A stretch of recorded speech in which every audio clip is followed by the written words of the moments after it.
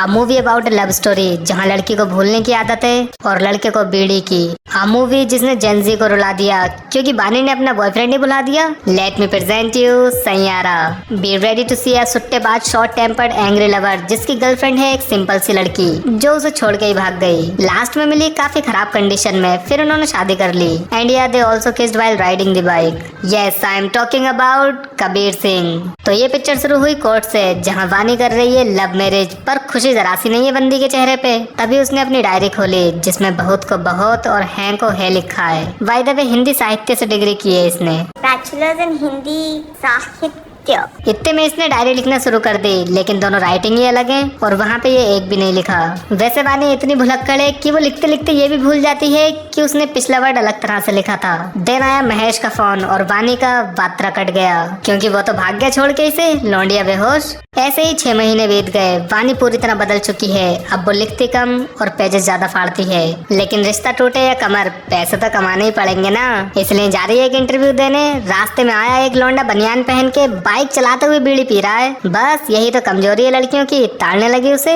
आगे वो निकला, पहले ये पहुंच गए, वो बाद में आया। बीड़ी लेने रुक गया था क्या भाई? अब वानी की जॉब तो लग गई, पर ये भुलक्कड़ अपनी डायरी भूल गई। उसने लाके दी इसे और एक की तुड़ाई भी कर दी। अरे ये मारपीट भी करता है। Another weakness of girls। तभी ये बोला, सारे ब्लूटेक वाले नेपो के झगी के भी तो तुम लोग बोले ये भाग क्या हो गए। ब्रो तू खुद नेपो किड है, अनन्या का चचेरा भाई है तू।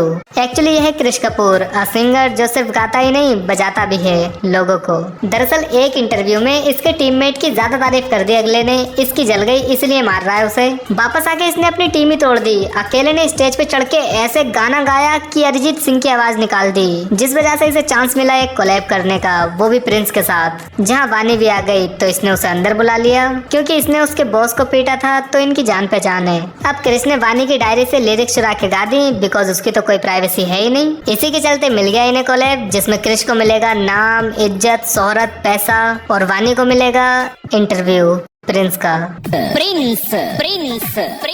देन ये गाना लिखने के लिए रिकॉर्डिंग स्टूडियो आ गए। लिरिक्स ये स्टूडियो में लिखते हैं और रिकॉर्डिंग पार्टी में करते हैं, पर वानी से लिखा ही नहीं जा रहा क्योंकि उसे फीलिंग नहीं आ रही। तो ये उसे फीलिंग दिलाने के बहाने क्रिकेट खेलने आ गया जहाँ क्रिस ने उसे चीजें इमेजिन कराई और वानी को फीलिंग आ गई। लिखने लगी वो, फिर डायरी छीन ली उससे, लिखने भी नहीं दिया। अभी थोड़ी देर पहले ही मना किया था उसने डायरी देने को। प्लीज स्टॉप इट, अब ये घर के लिए निकल लिए। अरे एक दिन पहले मिली लड़की को ऐसे शर्ट बांध के कौन बिठाता है भाई? मगर ये बिठा सकता है क्योंकि इसका नाम है क्रिश क्रीप। I am not comfortable. 6:45 बजे निकला था ये और 8:30 बजे उतारा है उसे घर पे। 2.5-3 घंटे कहाँ लगा दिए भाई? इतना दूर तो है नहीं उसका घर।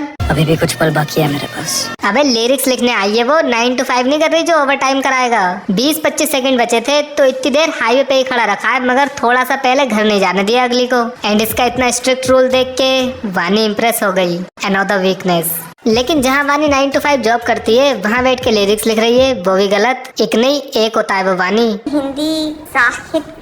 बट जैसे ही वानी ने फोन उठाया, जो लाइन वो यहाँ लिख रही थी वो अचानक ऊपर पहुँच गई। इतने में क्रिश की कॉल आ गई। ओहो वीडियो कॉल चल रही है अब तो। खैर इन्होंने गाना तो बना लिया, पर प्रिंस बोला इसमें रैप सेक्शन कहाँ है? क्रिश बोला 2 दिन में दे दूंगा मालिक। तभी वहाँ पुलिस आ गई क्रिश के बाप को लेके क्योंकि वो दारू पी के झगड़ा कर रहा था। तो पुलिस वाले ने धमकी दी कि अगली बार तेरे बाप ने झगड़ा किया तो तुझे भी अंदर डाल दूंगा। नहीं मतलब बाप की सजा बेटे को क्यों देगा भाई? नॉर्थ कोरिया थोड़ी है ये। मगर ये सुन के क्रिश का दिमाग फिर गया, उसने अपने बाप को ही लपेट दिया, धक्का मार के गिराया रोड पे। ये देख वानी ने सोचा कि अरे अपने बाप को पीटता भी है। Another weakness. देन अपने बाप की तुड़ाई कर ये क्रिकेट खेलने आ गया जहाँ आई वानी।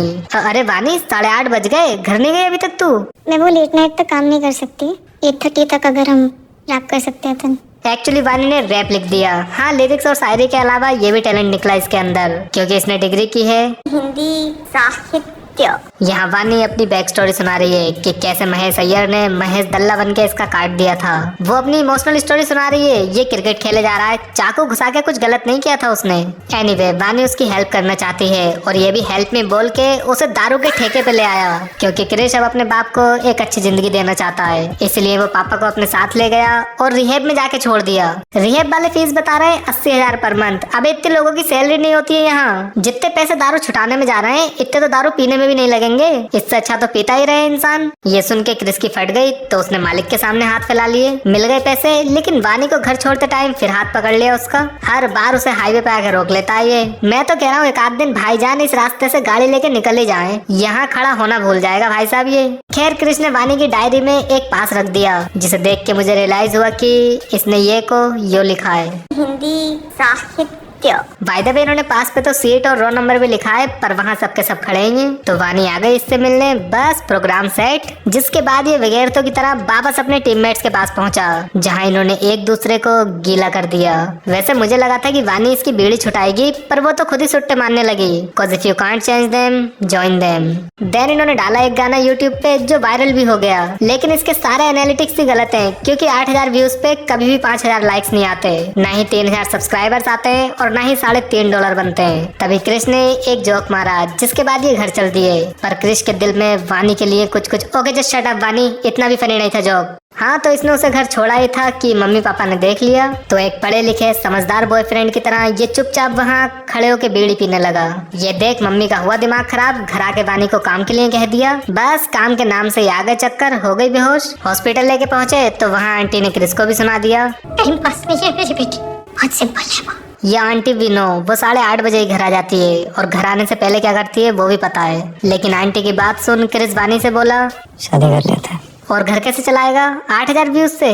शादी की बात सुनते ही अपने जुल्मी एक्स का रबड़ी रोना शुरू कर दिया इसने, ताकि क्रिस इससे और भी ज्यादा इमोशनली कनेक्ट हो जाए। और ये सारे एक्स बॉयफ्रेंड इतने जुल्मी क्यों होते हैं यार। आफ्टर दैट क्रिस उसे हॉस्पिटल से बाहर छोड़ने के लिए आया।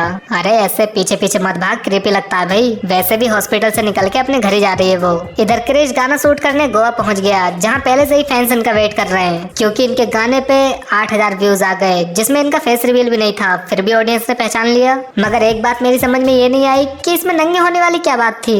वहाँ डॉक्टर ने वानी से पूछा आज की डेट क्या है, पर उसे पता ही नहीं थी। 21 फरवरी 2025। तो फिर वानी के फोन में 12 मार्च का फोटो कैसे आया। लेकिन वानी ये जान के पानी मांग गई कि उसे अल्जाइमर है। इतने में क्रिस ने आके वानी को फिर हाईवे पे रोक लिया। मैं वहाँ जाना चाहता हूँ वानी, पर अकेले नहीं, तुम्हारे साथ। बस ऐसे ही हाईवे पे खड़े होकर बातें करते रहो, एक न एक दिन वहीं पहुंच जाओगे दोनों। अगले दिन एंट्री हुई वानी के एक्स की। उधर क्रिस शोज करने जा रहा है। हाँ, ये गोवा में गाना शूट किए बिना ही वापस आ गया था, क्योंकि इसके एक गाने पे 8000 व्यूज आ गए ना, उसी से स्टार बन गया ये। अब क्रिस के जाते ही वानी फिर महेश दल्ले के पास पहुंच गई। वहाँ जाके दौरे पड़ गए। महेश से कह रही है शादी कर मुझसे, उसने लताड़ दिया तो अपना बैग छोड़ के ही भाग गई। इस तरफ क्रिस को भी चल उठी, अपना शो छोड़ के ही भाग लिया बंदा। आ गया वानी का बैग लेने, मगर जैसे ही उसकी नजर बैग में रखी रिपोर्ट पे पड़ी तो ये देख उसकी आंखें फैल गई कि रिपोर्ट डेट 1 अप्रैल 2024 है, लेकिन डॉक्टर ने बोला था 21 फरवरी 2025। एंड ये सारी डेट्स 2024 की ही हैं। तो बस मैं इतना ही कहना चाहूंगा कि 10 महीने बाद क्यों दी अगली को रिपोर्ट, पहले ही दे देते। खैर वानी वहाँ से भाग के क्रिकेट खेलने आ गई, जैसे कि ये टर्फ तो इसके अल्जाइमर वाले चचा का ही है। तभी यहाँ क्रिश आ गया। उसने वानी को शांत कराया और बोला अल्जाइमर है तो क्या हुआ, ज्यादा से ज्यादा कुछ चीजें भूल जाओगी, तो वैसे भी लड़कियों को कौन सा कुछ याद रहता है। आफ्टर दैट सबको पता लग गया कि लोंडिया भुलक्कड़ है, तो घर से ही निकाल दिया उसे। एक अनजान लड़के के साथ भेज दिया, क्योंकि लोंडिया को टेंशन नहीं होनी चाहिए जरा सी भी, डॉक्टर ने बोला है। अब क्रिस इसे कभी शिप पे घुमा रहा है, कभी बीच के पास घर ही ले रहा है, पता नहीं पैसे कहाँ से आ रहे हैं इसके पास। फिर इन्होंने वानी के पूरे दिन का टाइम टेबल बनाया, जिसमें 4 बार तो दवाइयाँ ही लेनी है उसे। देन ये वानी को सुला के दोस्त से पैसों की भीख मांगने लगा, मगर वानी ने सुन लिया और वानी को ये जान के बहुत बुरा लगा कि उसे 9 बजे ही सुला दिया इसने। बेड टाइम तो 10 बजे का था ना। बट फाइनली पैसों की कमी के चलते क्रिस शो करने आ ही गया। वानी ने उसे गुड लक विश किया। अरे वानी जुकाम है उसको। तभी वीडियो बनाते बनाते वानी को दिखा महेश दल्ले। बस फिर दौड़े पड़ गए इसे। महेश दल्ला ले गया उसे रूम में, पीछे पीछे क्रिश भी आ गया, तो गुत्थम गुत्था शुरू। वाह, अपने स्पॉन्सर को ही पीट दिया। वहाँ स्पॉन्सर पीटे जा रहे हैं, यहाँ स्पॉन्सर आए नहीं रहे, कमाल है भाई। खैर महेश दल्ले को पिटता देख वानी ने क्रिश के हाथ में चाकू घुसा दिया। अरे चाकू इसके पिछवाड़े में मारना था, कीड़ा वहाँ है। बाय द वे अगर चाकू ऐसे लगा था तो इसने ऐसे क्यों पकड़ा है। एनीवे जैसे तैसे इसने वानी को रोका एंड ये सब घर आए, जहाँ क्रिश के बाप ने आके उसकी पट्टी करी। उसे आदत है ना खुद के पट्टी करने की, क्रिश मारता ही इतना है अपने बाप को। अगले दिन क्रिश पियानो बजा रहा है, तो आ गई भुलक्कड़ और बोली बहुत दिल से बजा रहे हो तुम। कोई तो मोमेंट है जो तुमने फील किया? हाँ, वो चाकू वाला मोमेंट बहुत फील हुआ था इसे, पर ये नहीं बताया उसने, बल्कि अपने दोस्त का नाम लेके अपनी कहानी बता रहा है। और ये पागल होने के साथ साथ बददिमाग भी है, समझ ही नहीं पा रही। लेकिन तभी वो बोली I love you महेश। और कर पागल से प्यार। इसके बाद क्रिश अपना बैंड ही छोड़ने को कह रहा है। मैं उसके साथ रहना चाहता हूँ, उसी की दुनिया में, मुझे और कुछ नहीं चाहिए। और पैसे वो क्या तेरा बाप कमाएगा? अरे हाँ, बाप के रिहेब की किस्त भी तो देनी है। आफ्टर दैट क्रिश घर वापस आया, मगर वानी गायब। ये परेशान हो गया कि एक पागल लड़की खुला घूम रही है, पता नहीं अब किसके चाकू घुसा दे। बट काफी ढूंढने के बाद भी वो नहीं मिली इसे। तभी से मिली उसकी डायरी, जिसमें वो एक गाना लिख के गई है। तो बस घुस गया वापस अपने बैंड में गाना बनाने। 1 साल का टाइम भी निकल गया और 1 साल से एक ही गाना गाया जा रहा है बंदा अलग अलग कॉन्सर्ट में जाके। वैसे क्रिश का गला कमाल का है यार, हर गाने में अलग सिंगर की आवाज निकालता है। हाँ, तो क्रिश अब एक सुपरस्टार बन चुका है। वो लंदन में एक शो करने भी गया, जहाँ वो बैठे बैठे ये सोच रहा है कि अनीत और पड्डा दोनों में से कोई भी फीमेल साउंड नहीं करता। इतने में उसे एक रील दिखी जिसमें पीछे बैठी थी वानी। तो ये अपना लंदन का शो छोड़ के ही भाग आया, सीधा पहुंचा रील वाली लोकेशन पे। पता चला कि वानी तो महिला आश्रम में रह रही है, जहाँ उसने क्रिश के लिए एक लेटर भी लिख रखा है। जो पढ़ के क्रिश को एहसास हुआ कि वानी बिल्कुल भी नहीं बदली, वो आज भी हिंदी लिखते हुए गलतियाँ करती है। यहाँ माँ पे मात्रा नहीं लगाई, मम्मा भी आधा लिखा है, तुमसे भी गलत लिखा है और दर्द भी। हिंदी साहित्य। अब लेटर क्रिश पढ़ रहा है, मगर आवाज वानी की आ रही है। मेरी सफेद पन्ने वाली जिंदगी में तुम रंग बनकर आए थे क्रिश, पर फिर तो ये लिखा है, बट इससे पहले सफेद कागज पे रंग वाली लाइन कहाँ लिखी है? वो अपने ही मन से बना ली क्या?